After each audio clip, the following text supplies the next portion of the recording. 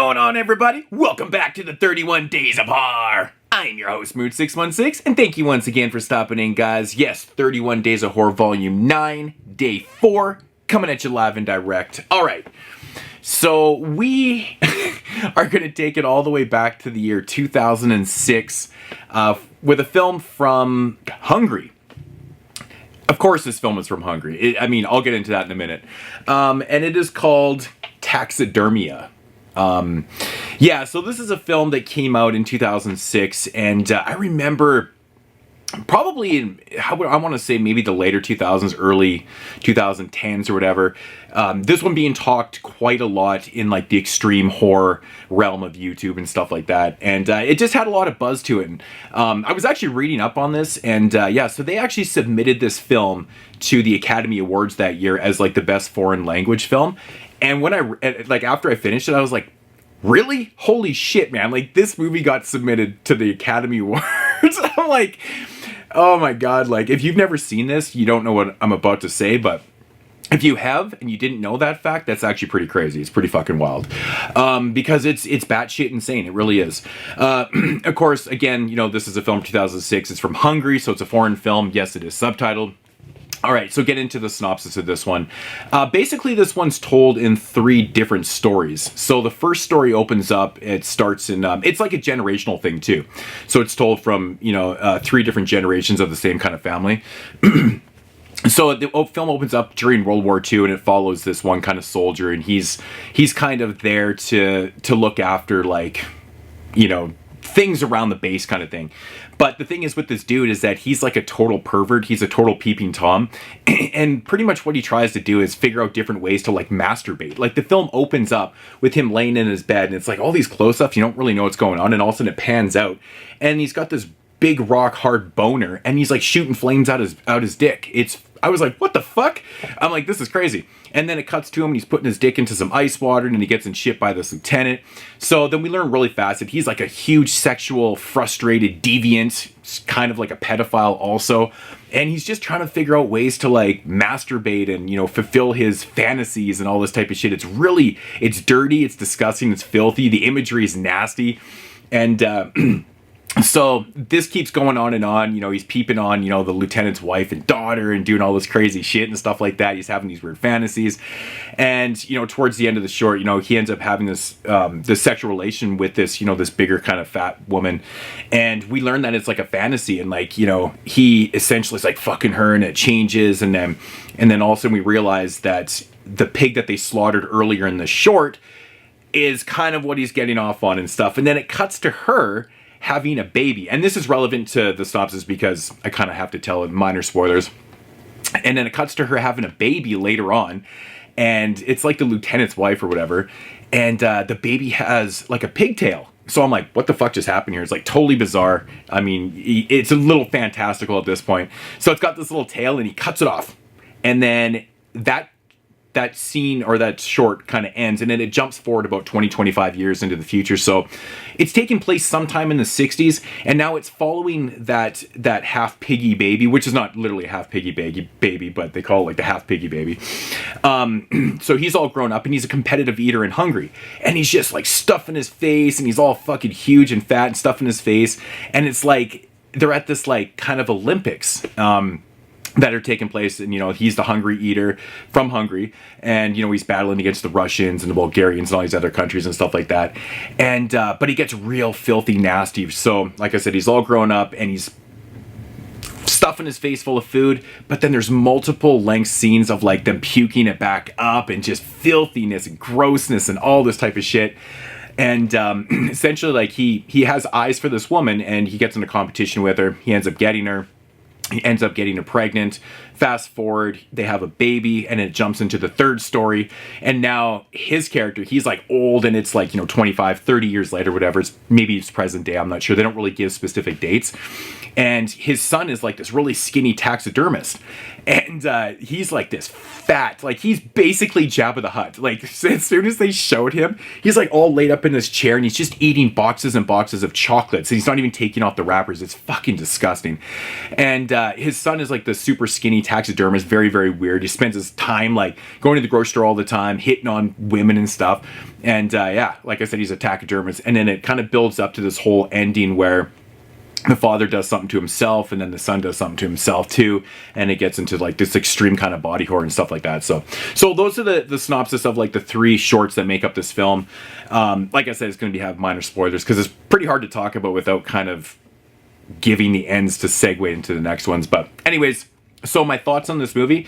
Now, right away I could tell that this movie was really, really well made, really well acted. It's well shot, it's well edited, it's got really good, you know, costume set designs. Like everything about this film is really well done. I can see why the filmmakers would have actually sent this to the Academy Awards for you know, best foreign film kind of thing, best foreign language film.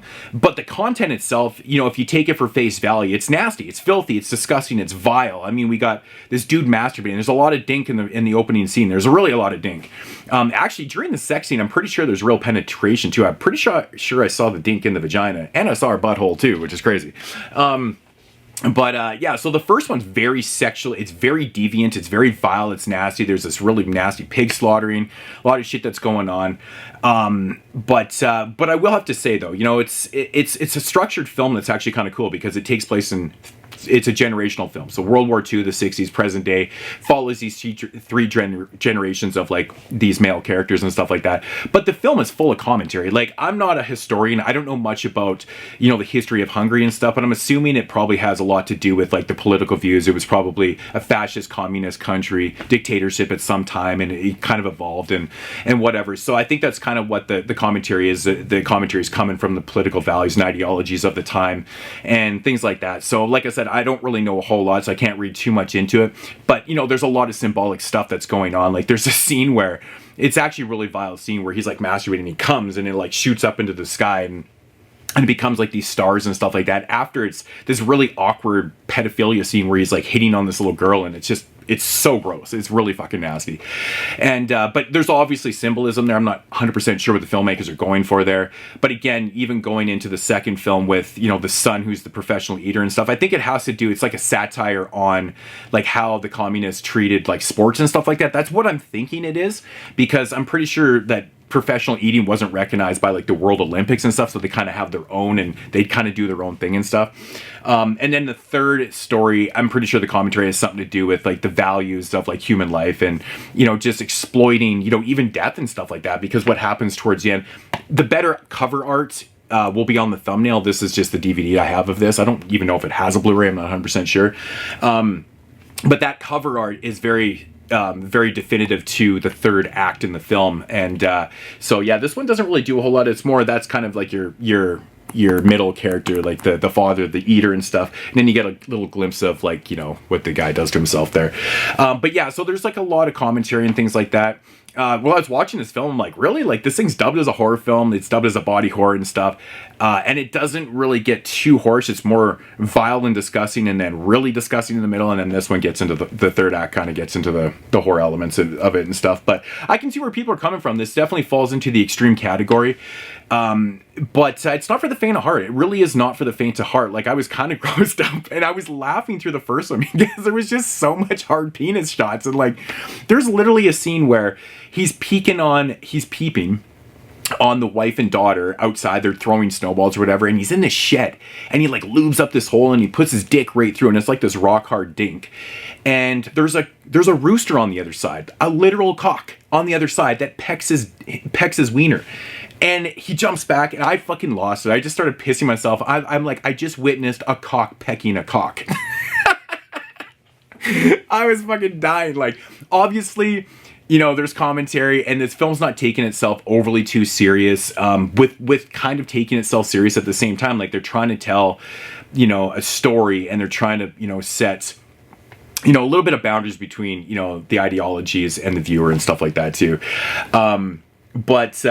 Yeah, I mean, I like I said, I can't make out all the commentary and all the symbolism that's going on in the film, but it's very entertaining. I would suggest not watching this movie while eating anything. Even though you're laughing in the first part, the second part is really vile, and I just couldn't even believe it. Like, there's literally a scene where there's like 10 competitive eaters, they're all eating the soup, and then it just pans through for like 2 minutes of all of them just puking. I'm like, ugh.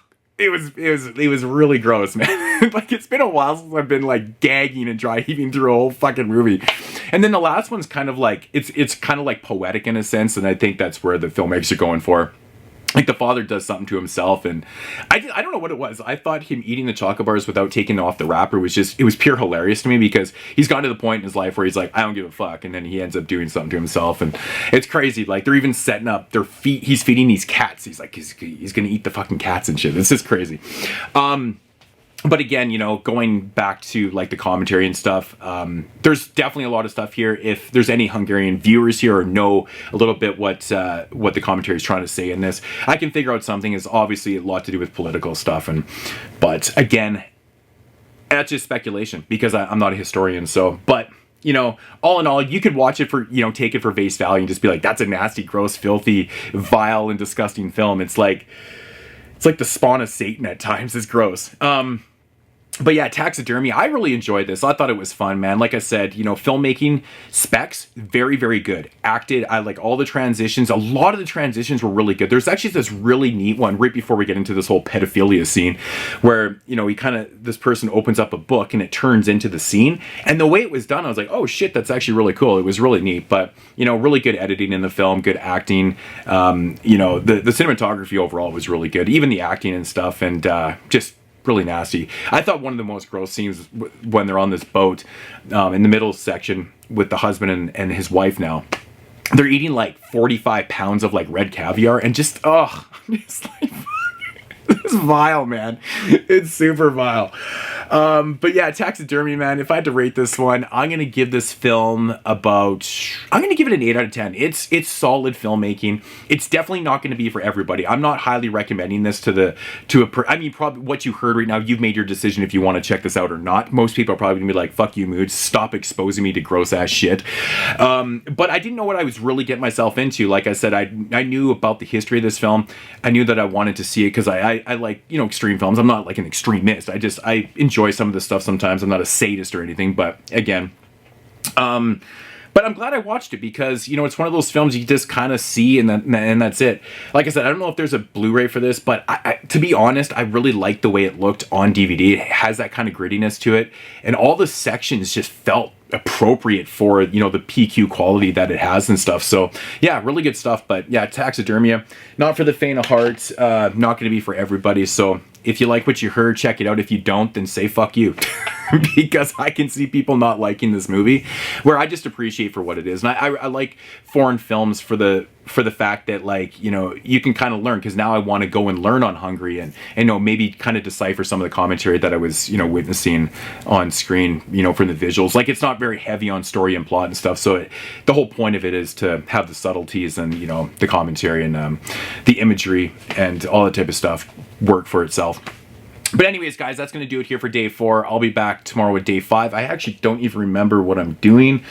I actually have it written down right there. Oh, yeah, we're going to take it all the way back to a different decade, way back in the day. So stay tuned for that. It's a film I've never seen. I've actually always wanted to see it. I picked it up specifically for this 31 days, so check it out. Check you guys tomorrow on day 4, or day 5, I mean. No, it'll be day 5 tomorrow.